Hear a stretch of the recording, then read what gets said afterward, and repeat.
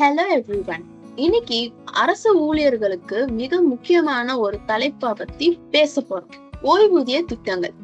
ஒன்றிணைந்த ஓய்வூதிய திட்டம், அதாவது யூனிஃபைட் பென்ஷன் ஸ்கீம், தேசிய ஓய்வூதிய திட்டம் நேஷனல் பென்ஷன் ஸ்கீம் மற்றும் பழைய ஓய்வூதிய திட்டம் ஓல்ட் பென்ஷன் ஸ்கீம். இதுல உள்ள வேறுபாடுகளை பார்ப்போம். யூனிஃபைட் பென்ஷன் ஸ்கீம் ஒன்றிணைந்த ஓய்வூதிய திட்டம் மோடி அரசால அறிமுகப்படுத்தின புதிய திட்டம். இது ஜனவரி 1, 2004 பிறகு சேர்ந்த மத்திய அரசு ஊழியர்களுக்காக வடிவமைக்கப்பட்டது.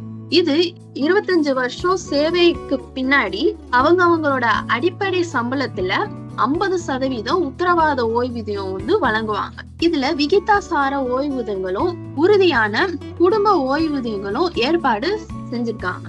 அதாவது ப்ரொபோஷனல் பென்ஷனும் அஷ்யூர்ட் ஃபேமிலி பென்ஷனும் தராங்க. யூனிஃபைட் பென்ஷன் ஸ்கீம் போல இல்லாம நேஷனல் பென்ஷன் ஸ்கீம் சந்தையோட இணைக்கப்பட்டது. அதாவது உங்களோட ஓய்வூதியம் தொகை சந்தையோட செயல்திறனுக்கு தகுந்த மாதிரி மாறப்படலாம். இது ரொம்ப நெகிழ்வான திட்டம். ஆனா இதுல சில ஆபத்துங்களும் இருக்குது.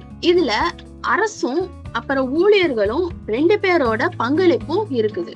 ஓல்ட் பென்ஷன் ஸ்கீம் பழைய அரசு ஊழியர்களுக்கு பாரம்பரிய ஓய்வூதிய திட்டம் ஆகும். இதுல ஊழியர்களோட கடைசியா வாங்கின சம்பளத்தோட அடிப்படை கொண்டு நிலையான ஓய்வூதியத்தை வழங்குவாங்க.